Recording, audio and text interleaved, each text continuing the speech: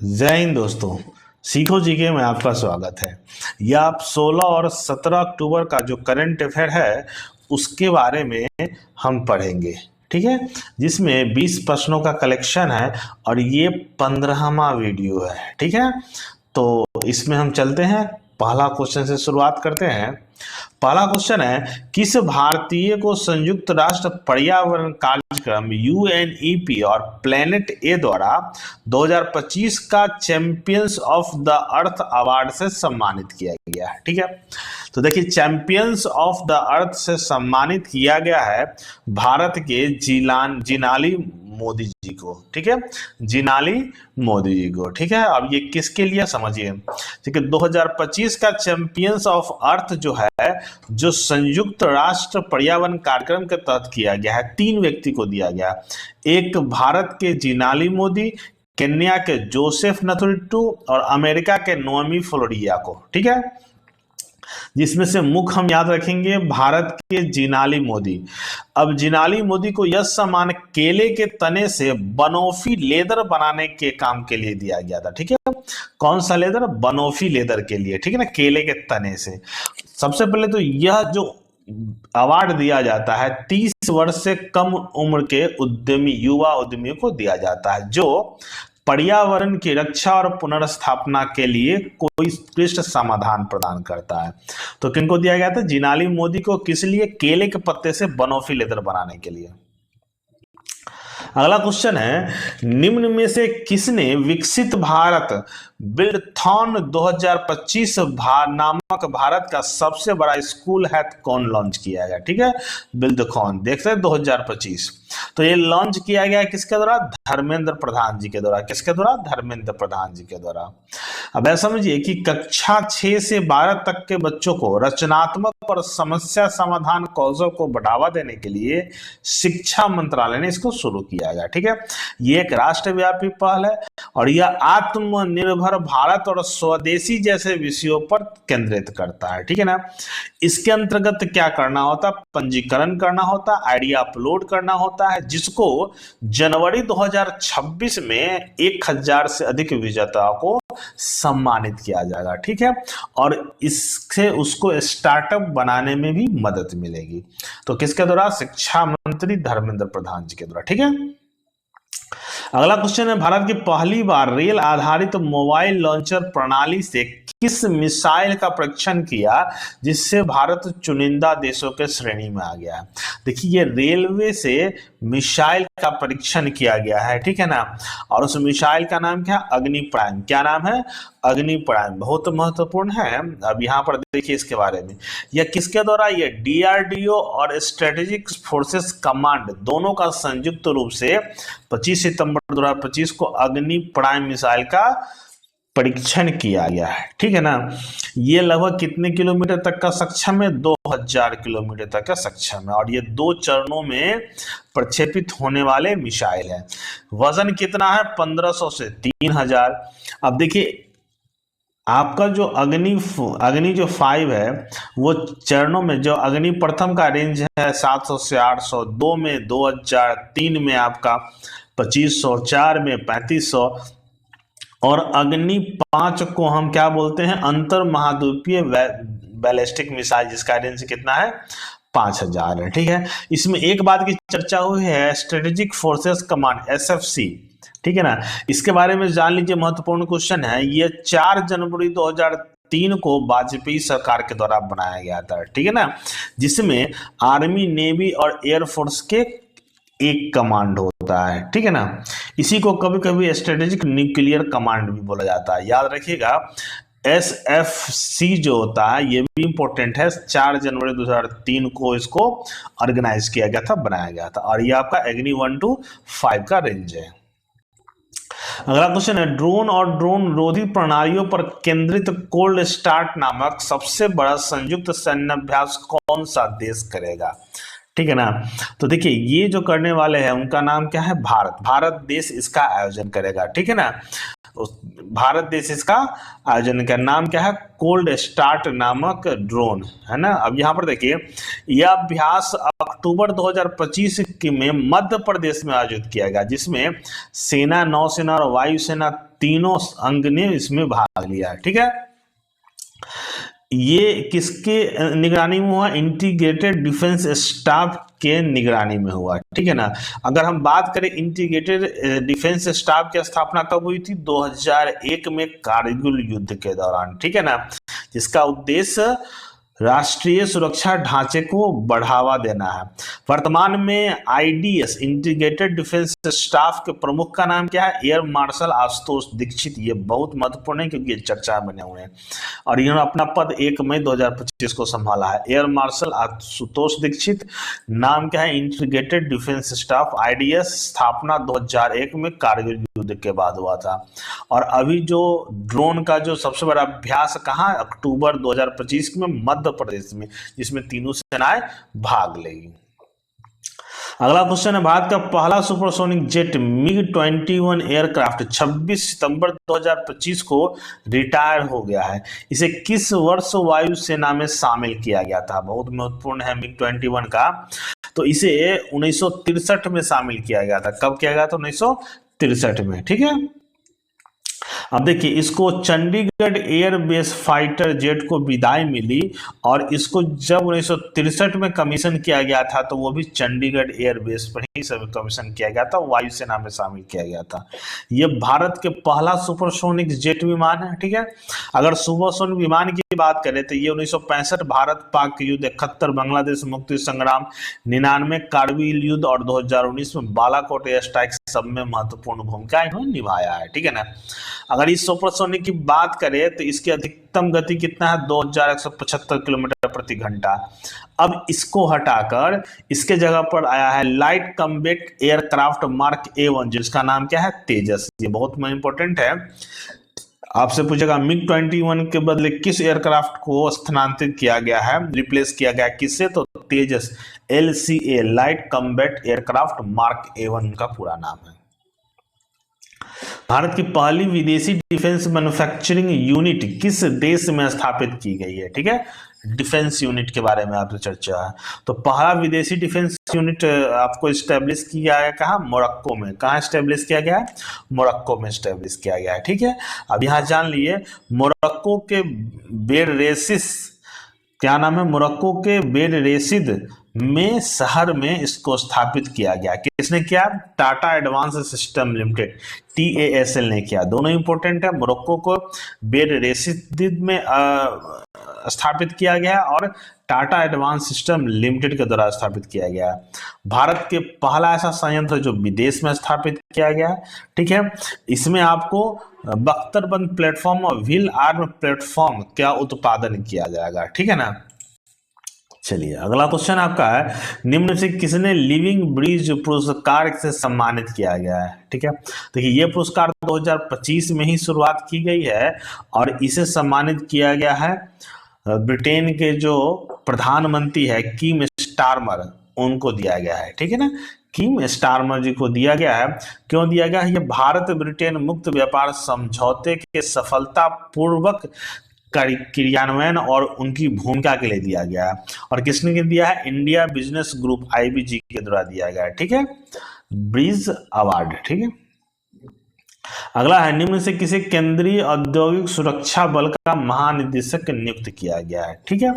तो देखिए CISF जिसको हम बोलते हैं, CISF का जो मुख्य नियुक्त किया गया उनका नाम क्या है, प्रवीर रंजन। क्या नाम है, प्रवीर रंजन, ठीक है। और ये कितने 32वें महानिदेशक है, ठीक है। कितने हैं, 32वें। इनके बारे में पढ़ लीजिए।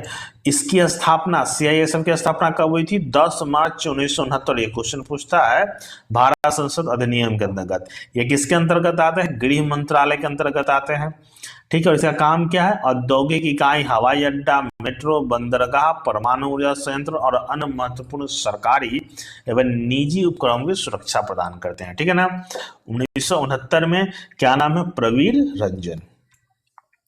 अगला क्वेश्चन, निम्न से किसे भारत का संचार लेखा नियंत्रक नियुक्त किया गया है, संचार लेखा महानियंत्रक।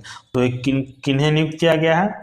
वंदना गुप्ता जी को। किसकी को? वंदना गुप्ता जी को किया गया है। अब इसके बाद जानिए, संचार लेखा महानियंत्रक मतलब controller general of communication account, CGCA, ये भारत का दूरसंचार विभाग है, ठीक है ना। इसकी स्थापना 1858 में हुई थी और बाद में 1971 में इसमें मर्ज किया गया था, है ना। एक एक्स्ट्रा किया गया controller general of communication account को, ठीक है ना।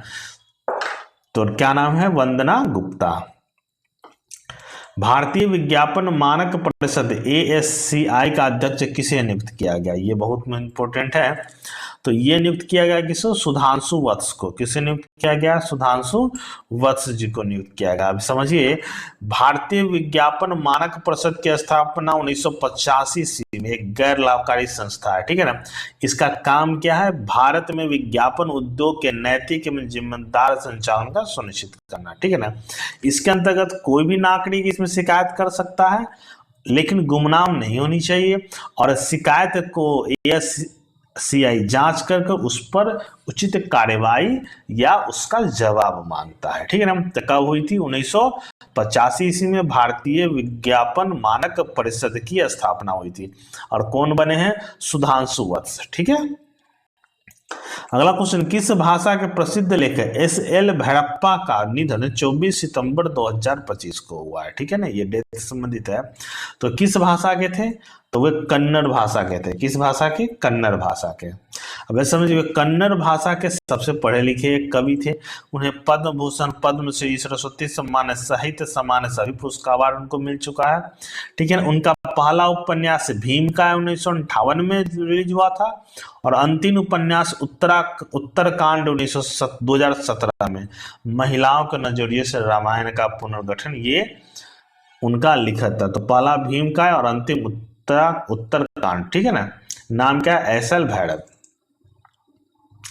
अगला क्वेश्चन आपका है कि BCCI के नए अध्यक्ष सितंबर 2025 में कौन बने हैं? BCCI के, तो देखिए BCCI के जो नए अध्यक्ष बने हैं उनका नाम क्या है? मिथुन मनहास। क्या नाम है?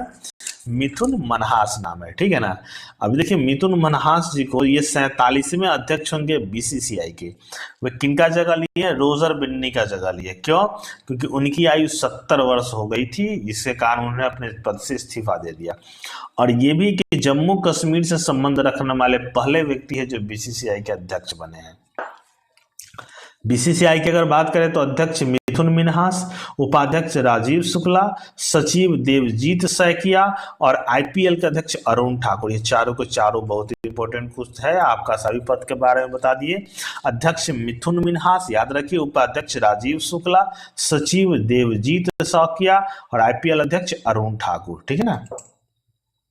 अगला क्वेश्चन है, बिग बैश लीग के साथ अनुबंध करने वाले पहले भारतीय पुरुष क्रिकेटर कौन बने हैं? ठीक है ना। बिग बैश लीग, जैसे कि भारत में आपका IPL होता है, वही ऑस्ट्रेलिया में बिग बैश लीग होता है, और उसमें अनुबंध करने वाले पहले खिलाड़ी का नाम है रविचंद्रन अश्विन। क्या नाम है? रविंद्रचंद्रन अश्विन। अब इसके बारे में थोड़ा सा जान लीजिए। बिग बैश जो है T20 लीग एक फ्रेंचाइजी है जिसकी शुरुआत 2011 में हुई थी। ये 2020 में KFC 20 बिग बैश की जगह ली है, ठीक है ना। रविचंद्रन 25-26 में किस तरफ से खेलेंगे? सिडनी थंडर की तरफ से खेलेंगे, और बिग बैश लीग में सम्मिलित होने वाले वे पहले भारतीय पुरुष क्रिकेटर है, ठीक है, रविचंद्रन अश्विन। अगला क्वेश्चन है, AFC फुटलस, ये फुटबॉल नहीं फुटलस है, एशियन कप 2025 क्वालिफायर में भारत ने किस देश को हराकर अपनी पहली अंतरराष्ट्रीय फुटलस जीत दर्ज की है? देखिए फुटलस ये फुटबॉल का ही छोटा रूप है जो इंडोर है, अंदर खेली जाती है, जिसमें प्रत्येक पद में 5-5 खिलाड़ी होता है, ठीक है ना। और किसको हराकर? मंगोलिया को हराकर अपना पहला मैच जीत दर्ज किया है एशियन कप में, ठीक है ना। ये 24 सितंबर 2025 को घटना हुई है। 299 में इसका पहला आयोजन हुआ था, 2008 से हर 2 साल पर होता है। अगर फुटलस की बात करें तो फुटबॉल जैसा ही होता है, छोटे मैदान पर खेला जाता है, तकनीकी रूप से 5 खिलाड़ी होते हैं दोनों टीम में, ठीक है ना। और ये इंडोर फुटबॉल को मान्यता देने वाला फीफा ही इन्होंने मान्यता दिया है इंडोर फुटबॉल को। तो नाम क्या है? फुटलस। अगला, केंद्र सरकार ने सितंबर 2025 में आरबीआई के नए डिप्टी गवर्नर किसे नियुक्त किया गया है? डिप्टी गवर्नर की अगर बात किया जाए तो, ठीक है ना, तो नया डिप्टी गवर्नर नियुक्त किया है किनको? शिरीष चंद्र मुर्मू को। किसको? शिरीष चंद्र मुर्मू जी को। थोड़ा सा जान लीजिए आरबीआई के बारे में।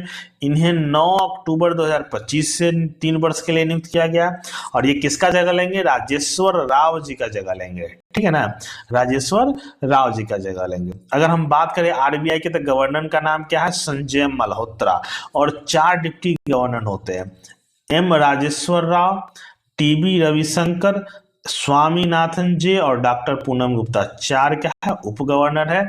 डिप्टी गवर्नर को बोल सकते हैं। एक गवर्नर जो प्रमुख, उनका नाम क्या? संजय मल्होत्रा। भारत ने किस अरब देश में क्यूआर कोड आधारित यूपीआई सितंबर 2025 में शुरू की है? बहुत इंपॉर्टेंट क्वेश्चन है। क्यूआर कोड यूपीआई कहाँ शुरू किया गया है? कुवैत में। कहाँ शुरू किया? कतर में। कहाँ शुरू किया गया है आपको? कतर में शुरू किया गया है, ठीक है। अब यहाँ देखिए, सितंबर 2025 में एनपीएसआई और एनआईपीएल ने कतर नेशनल बैंक के साथ साझेदारी करके इसकी शुरुआत की है। इससे सुविधा हुआ है कि भारतीय लोग कतर में यूपीआई का यूज कर सकते हैं, ठीक है ना। अगर बात करें यूपीआई का, तो ये 8वां देश है यूपीआई प्रयोग करने वाले हैं, एक्सेप्ट करने वाले। Bhutan, France, Mauritius, Nepal, Singapore, Sri Lanka, संयुक्त अरब अमीरात और कतर, जो सितंबर 2025 में एक्सेप्ट किया है, ठीक है ना। और ये ड्यूटी फ्री व्यापार करने वाला पहला देश बना है। ड्यूटी फ्री का मतलब है ऐसी दुकानें या व्यापारी जो सरकारी टैक्स नहीं लेते हैं, ठीक है ना। अगर बात करें कतर के, तो कतर के अमीर का नाम क्या है? शेख तमीम बिन अहमद, राजधानी दोहा, मुद्रा कतरी रियाल। तो कौन सा देश है? कतर है, जो यूपीआई एक्सेप्ट करने वाला 8वां देश बना है, ठीक है। अगला क्वेश्चन है, जूनियर विश्व रैंकिंग में शीर्ष पर पहुंचने वाली पहली भारतीय जूडो खिलाड़ी कौन बन गई है? पहली भारतीय जूडो खिलाड़ी जूनियर रेंज में, तो उनका नाम क्या है? हिमांशी टोकस। आप देख सकते हैं क्या नाम है? वर्ल्ड के नंबर 1 जूनियर खिलाड़ी बने हैं हिमांशी टोकस। अब यहाँ देखिए, जूनियर के विश्व रैंकिंग में भारत का सबसे प्रमुख खिलाड़ी बने हिमांशी टोकस। कितने वर्ग किलोमीटर में? 63 किलोग्राम वर्ग में, ठीक है ना। और ये पहला रैंक हासिल करने वाले पहले भारतीय है। एक है 57 वर्ग किलोग्राम में, उसका नाम है शाहीन रजक भाई दरजा का, ये 4थे स्थान पर है। तो पहला स्थान पर क्या है? हिमांशी टोकस। इन्होंने 2025 में एशियाई जूनियर चैंपियनशिप, चीनी ताइपे जो होता है, Taipei junior Asian cup, Casablanca African open, सब में इन्होंने क्या जीता है? गोल्ड मेडल जीता है। इसी हिसाब से इनको पहला रैंक दिया गया है, हिमांशी टोकस। अगला क्वेश्चन, हाल ही में विज्ञान शिखर सम्मेलन 2025 का आयोजन किस शहर में किया गया है? ठीक है ना, विज्ञान शिखर सम्मेलन का।